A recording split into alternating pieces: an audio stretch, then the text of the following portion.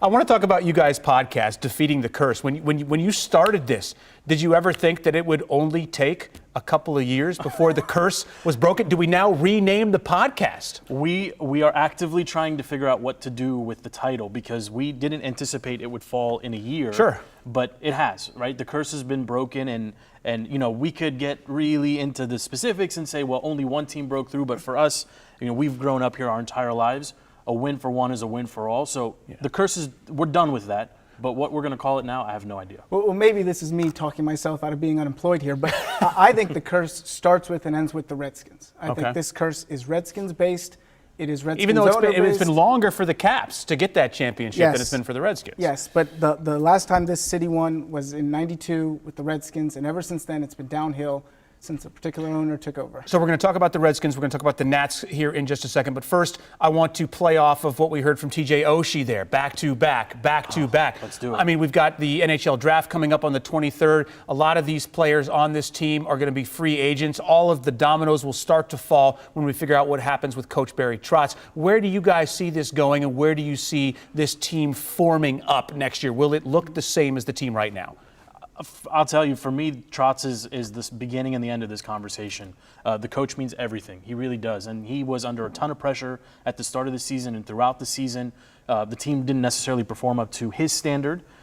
He didn't get his extension. They agreed to revisit it at the end of the season. To me, this whole conversation starts and ends with him.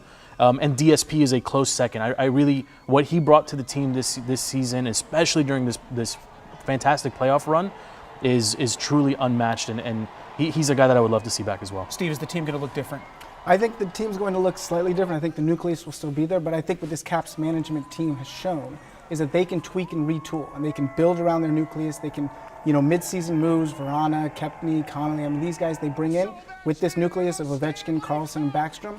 They should be right there again next year. Another team actively looking for their first championship. The Nats.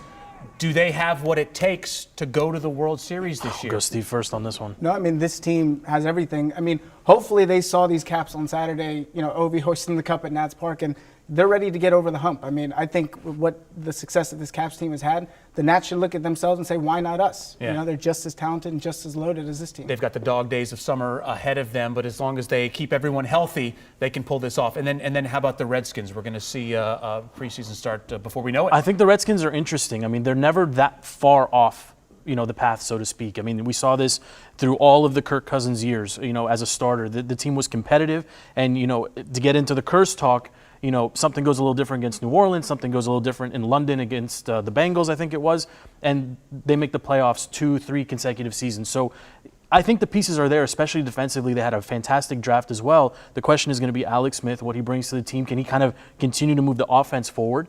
And Darius Geisen, the pieces that they drafted look phenomenal so far. And back to the Caps, just for our last question here. Do you think this championship is now a conversation starter, perhaps for Ted Leonsis, in talking about a new arena for both the Wizards and the Caps? I 100%. I think this is something we've seen him talk about bringing the Olympics to D.C.